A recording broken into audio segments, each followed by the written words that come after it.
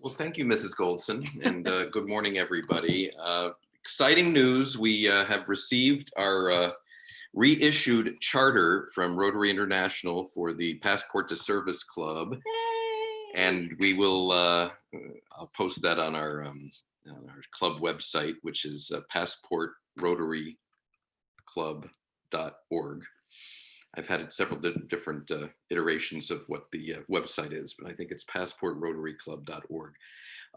So look forward to that. What we did is we took a club in our district, which was formerly known as the Plymouth Rotary After Hours Club, and have morphed it into the Passport to Service Club. We'll meet online, continue every Saturday morning at 9.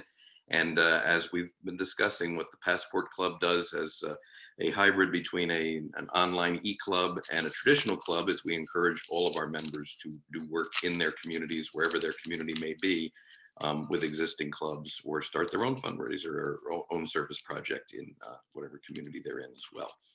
So that's a real quick view of what a Passport Club is. I want to acknowledge a special guest visiting with us today, Jacob Baldwin, who's a chiropractor in Canton, Michigan area, and attending his first Rotary meeting. And we're glad that we could be your first meeting. Sue, how do we applaud Jacob? All right, everybody. Woo, welcome. So welcome, Jacob, and we hope you like what you see today. And if you are interested in joining our club, the website, as I mentioned, is passportrotaryclub.org, and we encourage you to go there, read all about it, and then fill out what we are calling our charter member form to stay on the list. Jacob, do you want to give everybody 30 seconds about yourself and what you're thinking?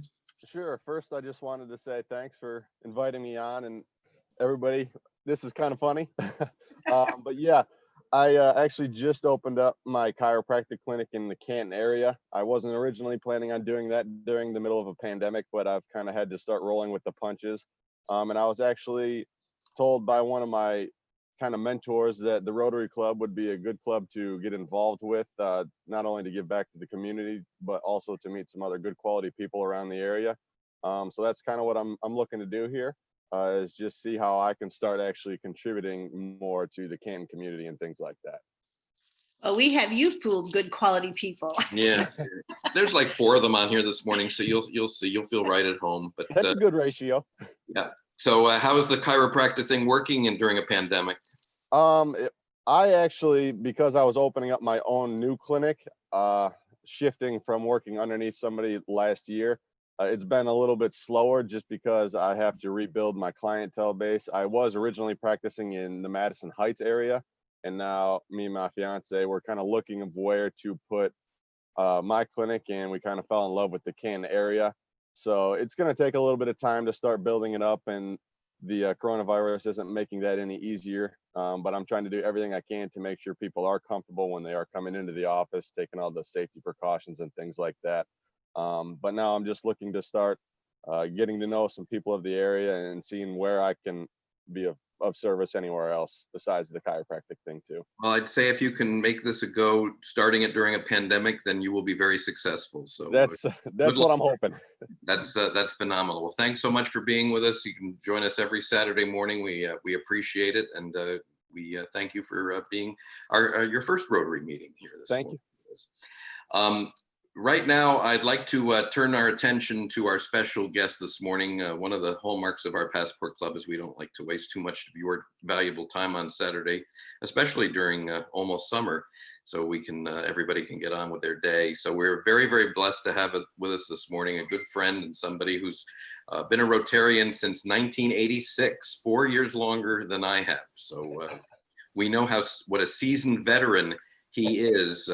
Bryn Stiles was a district governor from District 7010 in Barrie, Ontario during the 2004-2005 centennial year of Rotary. So he's a centennial district governor. He was also a Rotary Foundation trustee from 2015-2017 and a director of zones at the time 24 and 32, the paired zones from 2012 to 2014. But his purpose for being here today is he's chair of Rotary's Peace Centers Committee, and he is passionate, as many of us are, about Rotary's focus on peace, one of our core values and one of our areas of focus.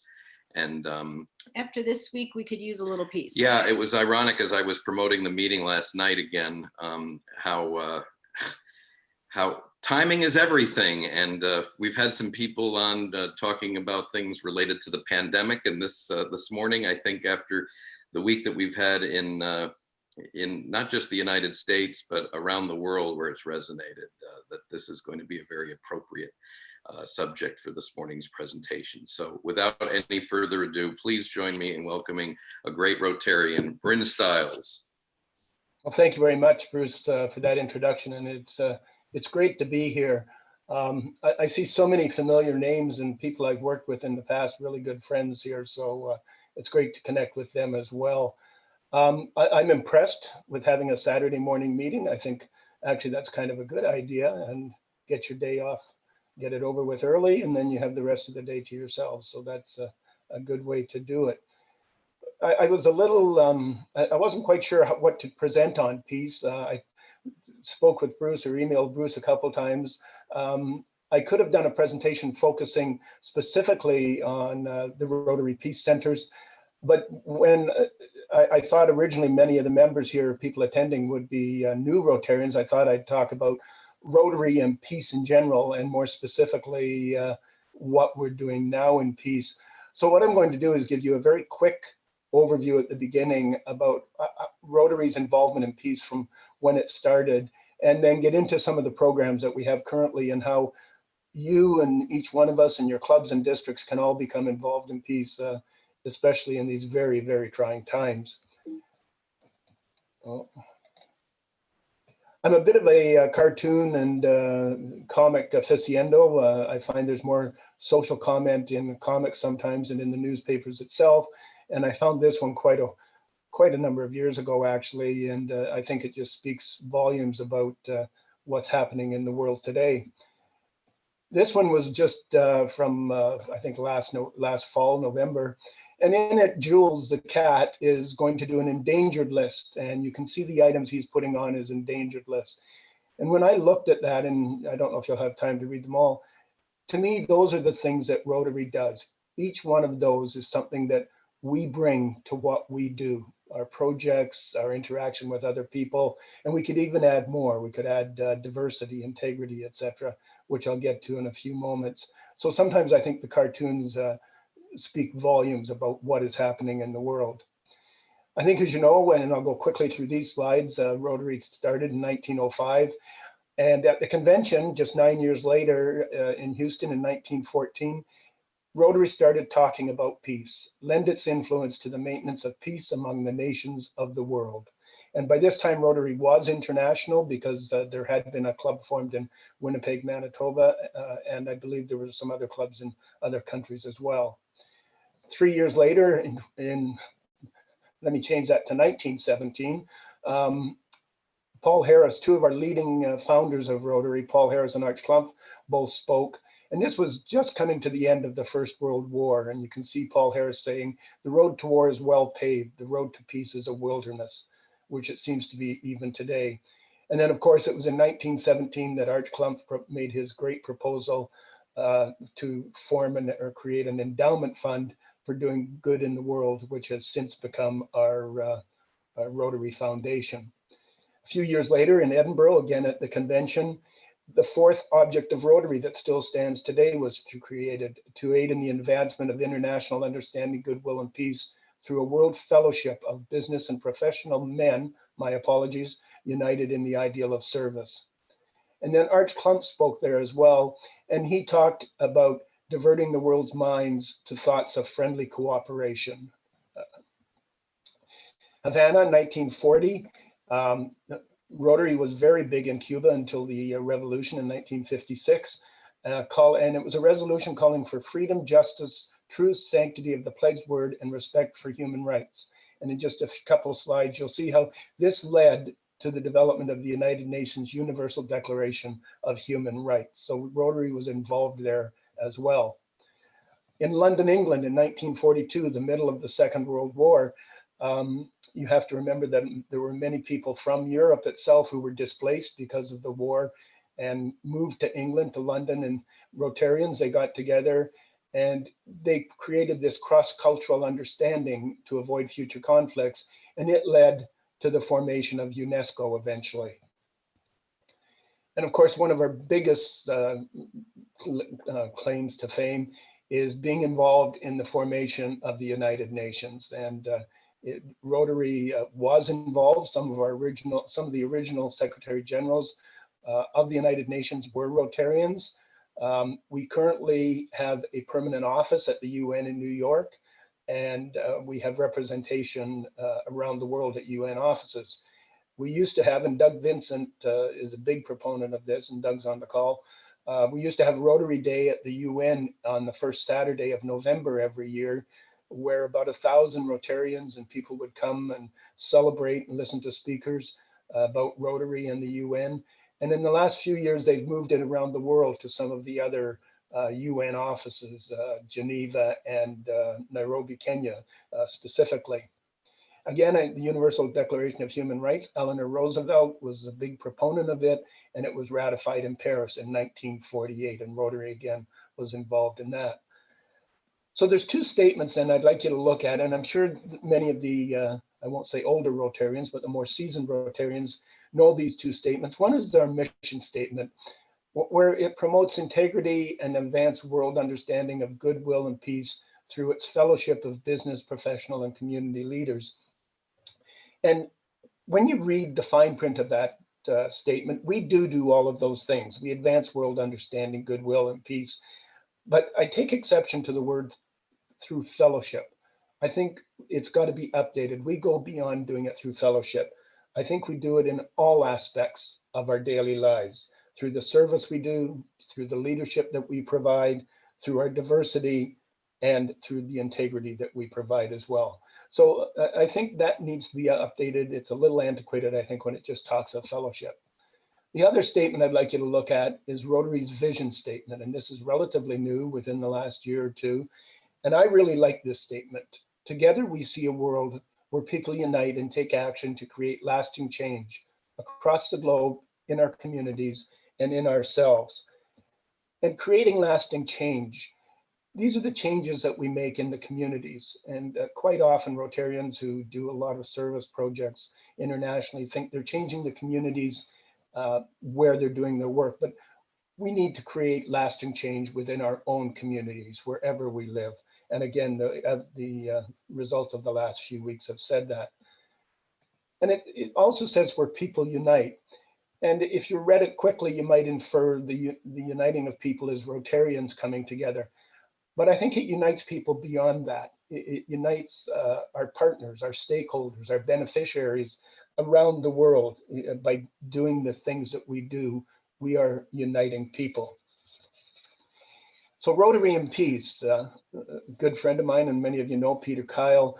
I stole this slide from him. I'll give credit where credit is due.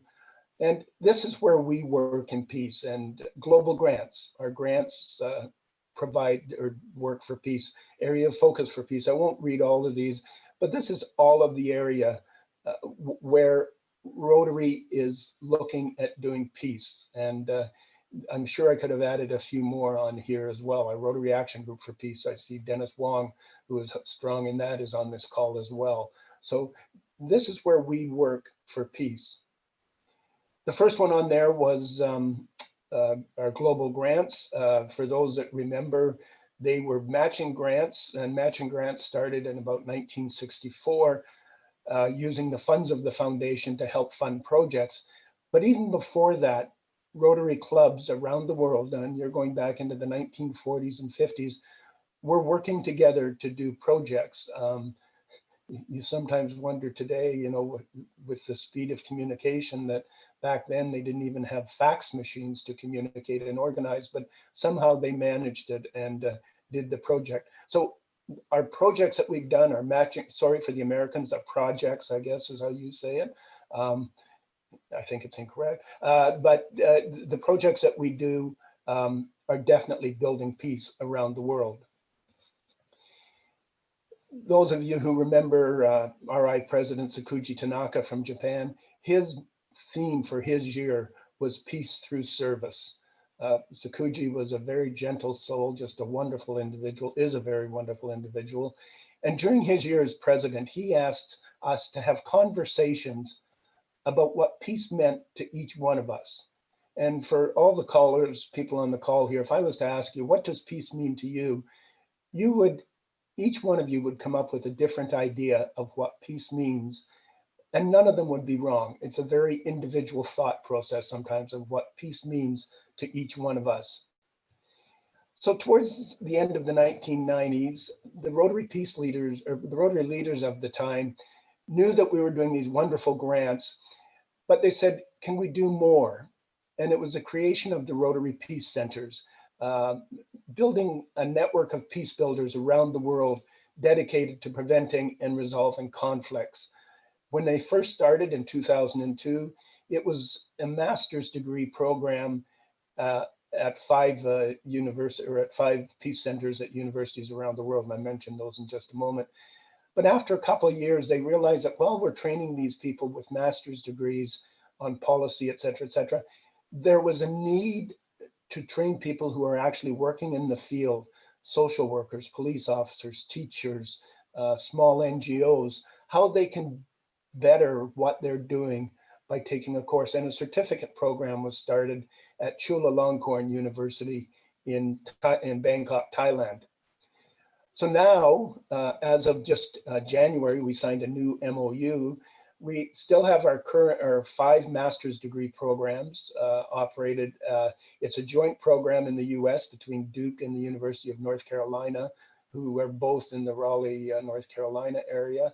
University of Bradford in England, which has one of the oldest peace courses in the world at a university. Uppsala University in Sweden, University of Queensland in Brisbane, Australia, and the International Christian University in Tokyo, Japan. Those are our master centers. The original certificate center is in Bangkok, Thailand, as I mentioned. And in January, Rotary did an evaluation of our peace centers about 3 years ago. I was fortunate to sit on that committee. And we realized that the best value for our dollars was the certificate program. And we decided to expand that.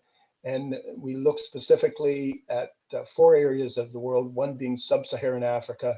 And we signed our MOU with Makerere University in Kampala, Uganda in January, and it will start classes in January 2021.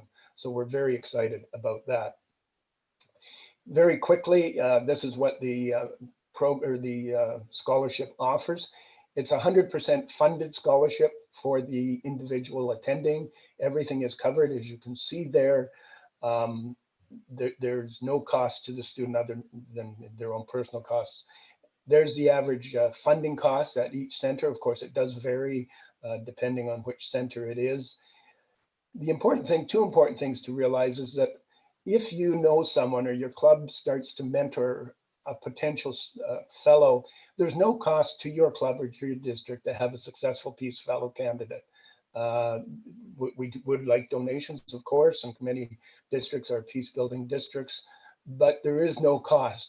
And the other thing that I should and must point out is that Rotarian descendants, children, grandchildren of descendants, are not eligible to apply for this fellowship, for this Peace Fellowship for a variety of reasons. So with the new program that we're going to be starting, and we've made some changes, we're going to have up to potentially 130 Rotary Peace Fellows each year. 50 are in the master's courses, 10 per center of the 5 centers, and they're a 15 to a 24-month course, depending on the university. The certificate program is going to have 80 fellows per year. Each center will run what they call 2 cohorts or 2 classes of 20 each, so 40 per year. And it's going into what we're calling a 1-year multifaceted program, where the students will be at the center for 10 weeks and then go back to their home and work on a social initiative program, and then come back to the center for 1 week at the end of that year.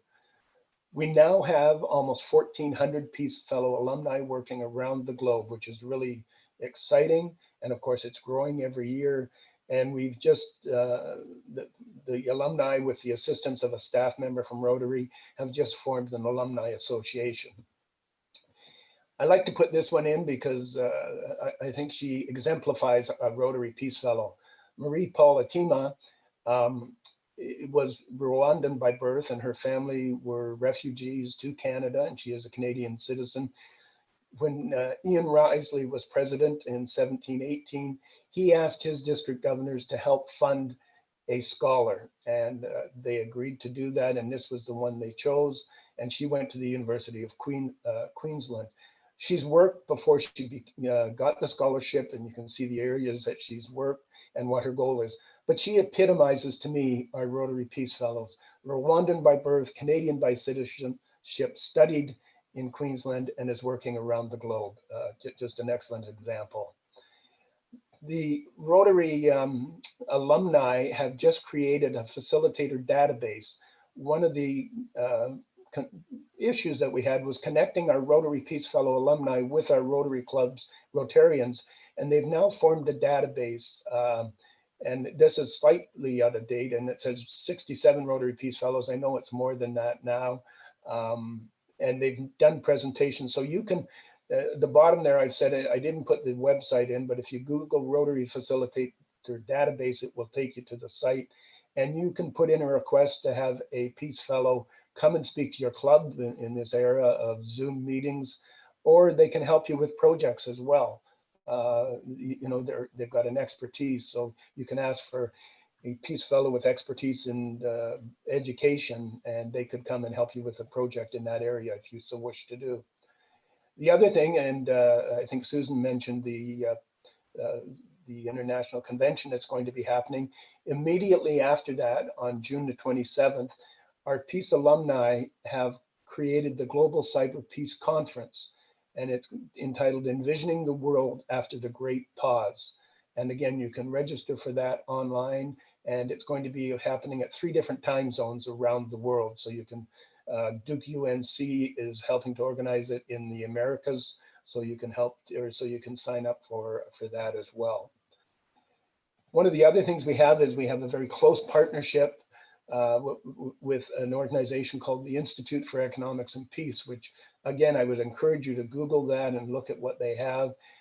It's what we call a strategic partnership, but it is just we've just done some amazing work with them. They're based out of Sydney, Australia, but they have offices in the US and Europe and Africa as well. And basically, this is what Rotary we have created, and you may be aware of this. There's a Rotary Peace Academy online where Rotarians or anyone actually can go and take about, I think they say it takes about 4 hours to do, but you can do it at your own pace, of course. And it teaches you about positive peace. It's an amazing program to go through. They've organized positive peace seminars. These are larger events, and they've organized them in Mexico and Colombia, and are looking at doing one in Africa. And then the exciting thing is that online now, there are facilitation guides to help clubs and districts organize your own peace event and how you can do a peace event in your own community. And to me, this is where, under the current situation, where Rotary and Rotary clubs can be heavily involved. And again, you can download those from the Rotary.org website. The other thing that I think speaks to peace is our core values. It's not just a service we do. Our core values talk of peace. Service, of course, we know that, the projects. Leadership, Rotary develops leaders. It develops leaders in our Rotarians. You know, Bruce mentioned I joined Rotary in 1986, and I was petrified to stand up in front of my own club. And since that time, the leadership skills I've developed have been incredible, and I've used them in all aspects of my life. Diversity. Rotary is a diverse organization around the world. I'm not so sure in North America that our clubs are as diverse of our communities as they should be. And that's something that is the responsibility of each and every Rotarians. And I think it would help immensely with the issues that are surrounding us today. Ethics and integrity, our core values, definitely work towards peace. And then the fellowship, when you go to an international convention in person, and I'm not sure about the online one, but when you meet 20,000 people from around the world, you may see them only once a year or once every other year, but you develop a fellowship and a friendship with those people. Margaret Meade, and I'm sure you all know Margaret Meade, and I'm sure you've seen this quote before, never doubt that a small group of thoughtful, committed citizens can change the world. Indeed, it is the only thing that ever has. Rotary is a relatively small group. We have 1.2 million members, over 35,000 Rotary clubs, I think closer or more than 36,000 now. We're in almost 200 countries and territories around the world. We are a diverse group of individuals. I would challenge you that almost 75 years ago, Rotary was instrumental in the formation of the United Nations, and we still have a voice there. That must have been difficult to do. Anytime Rotarians got together and organized things was a difficult thing to do. And it's time now, I think, for perhaps us to lend our strength to peace, but at a different level. Rotarians have been given the tools to become peace builders in their own communities. The online courses that I mentioned that you can do talking about positive peace, the facilitation guides that I mentioned, our peace alumni are there to help. We also have a partnership with Mediators Beyond Borders International. Imagine the impact in our communities if our clubs and district took the tools that have been developed and are there with our partners, and then you started to partner with organizations within your own communities, different organizations, the police, the school boards, the food banks, the homelessness, youth programs, the YMCA, and develop peace programs in your own communities. What inspired me to become more involved in Rotary so many years ago has changed. Back then, I was inspired by the projects that we did, that Rotary accomplished, the water wells, the schools, the sanitation, disease prevention, polio, the great work that we do. Rotary is now 15 years into its second century of service. I'm still inspired by those projects that we do, which are much stronger now due to our new global grant model. But now I'm more inspired by the potential I see for Rotary through leadership, through our diversity, through our ethics, and through our service, which will culminate in a more peaceful world. I firmly believe that Rotary is in a position to be an active peace builder at all levels. Thank you very much. Wonderful. Thank you very much, Bryn. So if you have any comments, you can either unmute yourself and we will recognize you when we see you unmuted, or you can write your questions for Bryn or comments down in the chat box as well. But something that occurs to me is Rotary and peace, to me, go hand in hand for all the reasons that you described. But the other problem that we have, especially more so I see in North America and in the United States in particular than other places, is that Rotary and Rotarians are reluctant to engage in politics or political discussions. So frequently, peace and politics intersect more so than water and sanitation and some of these other areas. As we witnessed here in the past week, how does Rotary's emphasis on peace at the senior levels that you've been working in, how do you reconcile the issues of politics and peace? And I don't mean to have this become a 3-hour discussion, but I mean, it must get discussed, because I see it discussed in social media, so it must get discussed at the levels where you're working. Actually, Bruce, to be honest, there's certain topics you avoid. You know, I know of very good friends of mine, Rotarians, who are in the US, who are perhaps of a different political ideal than myself. So you avoid certain topics. That being said, Rotarians, you say we shouldn't talk politics, but we should talk good governance. And to me, there's a very fine difference there. And I think it's our responsibility to do that. You know, if you see something is wrong, whatever political party, you should speak out against that. And that's my own personal, that's not Rotary. And I don't want to get into a philosophical discussion with 30 odd people. I understand. And it's a fun thing for us all to navigate. Rick, I believe, has the next question, and then we'll go to Hector. So Rick Harned, go ahead. Thank you, Bruce. I'm in District 6710 in Kentucky. We have 2 candidates for Peace Fellowships this year, and we're about to do our district interviews for them. My problem is, in the past, as District Rotary Foundation Chair, I have been able to see their online applications. This year, I am told that only the Peace Fellowship Subcommittee Chair and the District Governor are able to see those applications. Can I ask about that? Has there been a change? And if so, what are the reasons for it? Can I get back to you on that individually? Because I would have to check with staff. I'm not sure who actually gets to see the applications. So I would have to check. I will be very happy to send you my email and telephone numbers. That would be fine. And then I'll check into it and get back to you. They'll come as a private chat to you. Good enough. Thank you. Thanks, Rick. Hector? Hi, this is Hector from 7390. Nice to see Buenos you, dias, Bryn, Hector. Buenos and dias. nice to see you, everyone. I have 2 questions very quick. The first one is, you have been an advocate for positive peace. I remember in the last Council of Legislation, that was one of the enactments that was proposed but didn't pass. And I didn't understand at that time how much impact positive peace has.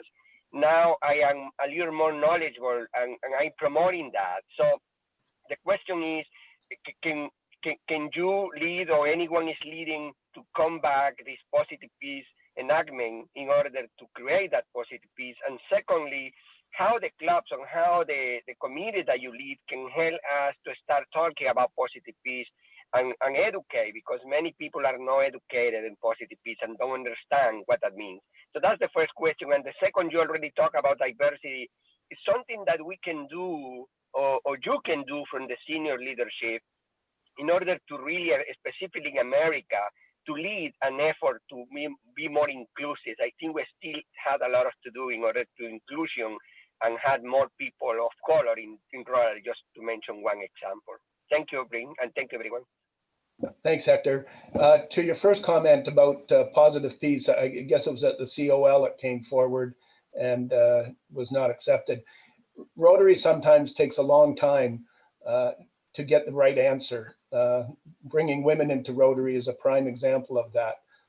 It took many years before that was going to happen. There's a total history there. The environment, we keep going back at it until we get the right answer.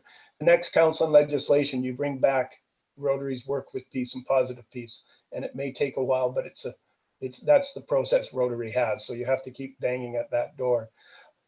Rotary is a grassroots organization, and if we are going to make change, it has to come from the grassroots. One of the biggest concerns, one of the things that really bothers me is when I'm talking to Rotarians and they say, what is Rotary International going to do about that? Rotary International is a logistical operational organization. You, the Rotarians, are the ones that make it happen. What is your club going to do about that? How are you going to make changes in your club and in your districts?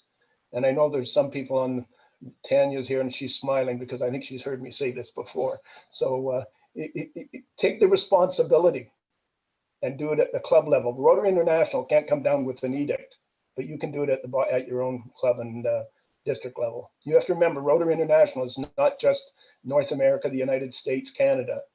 It's worldwide. And some of the issues we're having here may not be happening in other countries of the world. Great. Thank you, Hector, for that question, and Bryn for addressing it. A couple of other questions that have come up in the chat box. Without naming names or political stripes, it is easy to see and identify the voices of unity versus the voices of division, is a comment from our friend Marty Schulman. So I think that speaks on its own. Dennis wants to know, does Rotary leadership see a difference between policy and politics? Personally, I'd say yes, but again, that never has really come up. Politics is not discussed at the board table. Policy is discussed at the board table. We don't get involved. I mean, we could get involved when other countries have crises. We could, like, there's huge issues, but we do not get involved politically. But Rotarians are responsible within. Just because I'm a Rotarian doesn't mean I can speak out. I can't speak out when I see injustice. So does the program, and there's a question that Steve Alice from our district has asked, I'll get to in a second, but this program obviously is in it for the long haul, and this is more systemic. So how do you engage, especially beyond the master's degree program, but with the peace certification program? What's the charge? What's the mission that you send those folks out with after they've had their 15 to 24 months or their 1 year or whatever it is in training? How do they, in a practical manner, how are they encouraged to go out and address the issue of peace wherever it may be? I could have fed you that question. Thanks, Bruce. One of the things we changed about 3 years ago was that we found that we were graduating wonderful people with great academic skills, but not life skills. So we developed programs for them through the university and some online to give them some life skills like grant writing. One of the biggest things that our fellows have is what they call personal resiliency. Some of these fellows go into some areas of the world where they see things and they come out with a PTSD type syndrome. And how do they work through that? So we're giving them those skills. Working with the universities, we're now emphasizing our areas of focus at different universities so that these scholars, if they're doing public health or something, they will be given courses at other parts of the university on health and public health, et cetera, et cetera. So we are working so they get the skills necessary for what they're doing. And then Steve's comment is, how are the costs for the Rotary Peace Certification Program handled? And I assume they're handled the same as the master's program in terms of its foundation money, all of it, right? Yeah, the funding is through donors. The Peace Centers is the largest single recipient of donations, of endowment donations in the Rotary Foundation. I think right now, and don't quote me on exact numbers, but I think we have around 70 million in cash and about another 80 or 90 million in, I love the word expectancies, but we will get those. So the funding comes from there, and then there is also some funding directly from the World Fund. It costs about $5 million a year to run the program, both programs, masters and the certificate program. Wow. Your pharmacy would have had a harder time operating purely on expectancies, wouldn't it? So. I'd be the expectancy. Question, how far down the family lineage are family members not able to apply for the peace scholarships? That's a good question, and it's in the code of policy. You'd have to check. Usually every time the Council on Legislation meets, and I won't get into what that is for those who aren't familiar with it, but there's an enactment put forward to remove that, and then the district governors who are represented at the COL always defeat it. To allow that, some people want to allow descendants, children, grandchildren to apply, but the majority of the representatives at the COL still vote against it. And Bruce, I think you've probably been there maybe when that's come up. No, fortunately for me, it's one of the ones I haven't had a chance to witness yet, but Okay. I understand it. Dennis says, on Monday, RI made a statement that we have no tolerance for racism. In our Rotary clubs and as Rotarians, we can get involved with changing policies that created and sustain racism. Does the Peace Centers Committee, I'm guessing you don't weigh in on even those kinds of policies, right? You're primarily engaged with the operation and Right. the centers. I think that's a great statement, and I think it's something RI should be very clear on, but that has nothing to do with our peace centers. But as you know, in our, Rotary doesn't discriminate against, the whole litany of different things. Excellent. Anybody else have any questions or comments that they'd like to bring up right now? Unmute yourself if you do. And otherwise, Bryn, I'm going to say thank you. Thank you. This was a wonderful presentation. Jacob, for your first meeting in Rotary, hopefully you found it enlightening. And just this, by the way, for Jacob and anybody else's consumption, this is one small area of what Rotary does in its areas of focus of doing good in the world. It's a very important one, but it's not the only one. So Bryn, thanks for your time this morning. Thanks for joining us, especially since you're not in Vancouver. You didn't have to get up that early, but I'm assuming you're not in Vancouver. So we appreciate you being with us. Thank you very much. It was wonderful being here. I'm going to just hang in and listen in. And if you could send me your slides, there's some people who've been asking, especially for the cartoons. So if you would email those to me when we're done, I'd be happy to post those. And I will do so. Thanks, Bruce. All right. Thank you very much. Everybody, let's give a Passport Service Club warm applause for Bryn Stiles. Say hi to Randy for us and give her our best. Jacob, thank you for being here with us this morning. We will post upcoming meetings on our website, passportrotaryclub.org, and also on our Facebook group page. And do you have anything that I'm forgetting here other than district conference? District conference this coming Thursday and Friday, and then don't forget about the Rotary International Convention. And at the end of the month in our district, we have our Meet the Governor event. John Chambers, you're on the line. Would you like to say hello to everybody? Our district governor, John. Good morning, everyone. I look forward to seeing everyone. Jacob, you're also invited to the district conference. Thank you very much. And let's see, I'm trying to get this hat in there. Yeah, we see it. Okay, that's one of the space launches that Mike Foreman went up on, and that's the one he's going to be talking about. So it should be interesting for adults and for children. Put the hat up again and hold it there for a second so everybody can see it in your camera. Come to the left. No, you got to center it on your camera. There There it is. Wow. Okay. We'll hear that on Thursday. Remember, district conference for District 6400 begins at 7 p.m. Eastern time.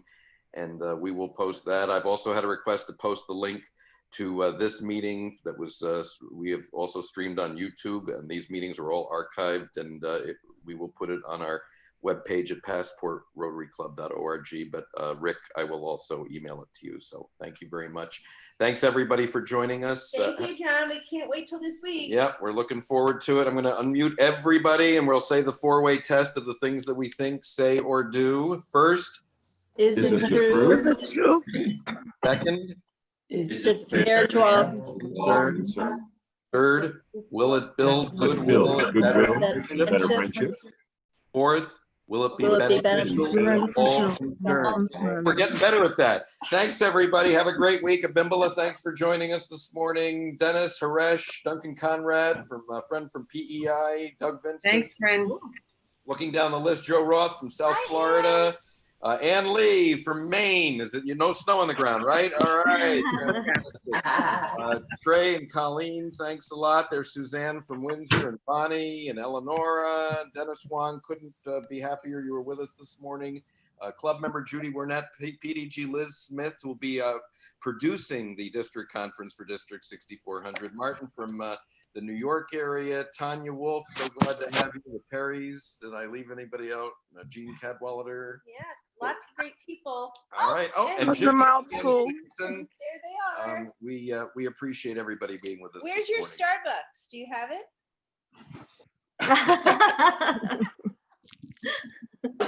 Actually, I'm really surprised in Canada it's not a Timmy's, but that's good. I like Starbucks. We have both here. I like my Starbucks, my green tea latte. Good. All right. Everybody have a great week. Thank you. Have a great week, guys. Bye. Thank you. Bye. Bye. Brent.